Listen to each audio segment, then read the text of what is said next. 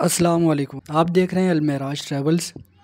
آج سے ہم ایک نئی ویڈیو سیریز کا آغاز کر رہے ہیں جس کا عنوان ہے عمرہ کیسے کریں، مکمل رہنمائی قدم بقدم۔ اس پہلی ویڈیو میں ہم بات کریں گے عمرہ کیا ہے اور اس کی فضیلت کیا ہے۔ محترم ناظرین، عمرہ ایک مقدس عبادت ہے جو مسلمانوں کو خانہ کعبہ یعنی بیت اللہ کی زیارت کے لیے مکہ مکرمہ میں انجام دینی ہوتی ہے۔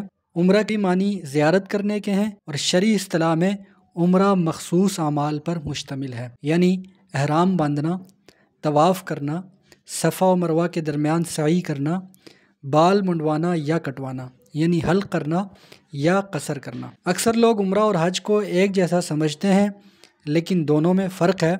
حج سال میں صرف ایک بار مخصوص دنوں میں ادا کیا جا سکتا ہے، جبکہ عمرہ پورے سال کسی بھی وقت ادا کیا جا سکتا ہے سوائے چند مخصوص ایام کے۔ حج فرض ہے صاحب استطاعت پر زندگی میں ایک بار، جبکہ عمرہ سنت یا مستحب ہے لیکن اس کا ثواب بہت زیادہ ہے۔ نبی کریم محمد مصطفیٰ صلی اللہ علیہ وآلہ وسلم نے فرمایا، ایک عمرہ دوسرا عمرہ کے درمیان ہونے والے گناہوں کا کفارہ ہے۔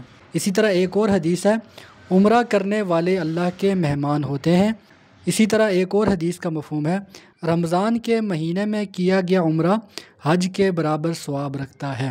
عمرہ فرض نہیں، لیکن اگر کسی کے پاس مالی استطاعت ہو، صحت اچھی ہو اور سفر کی اجازت، مثلاً اس کے پاس ویزا، ٹکٹ اور دیگر سفری ضروریات پوری ہوں، تو اسے عمرہ کی ادائیگی میں دیر نہیں کرنی چاہیے۔ تو محترم ناظرین، یہ تھی عمرہ کی بنیادی تعریف اور اس کی فضیلت۔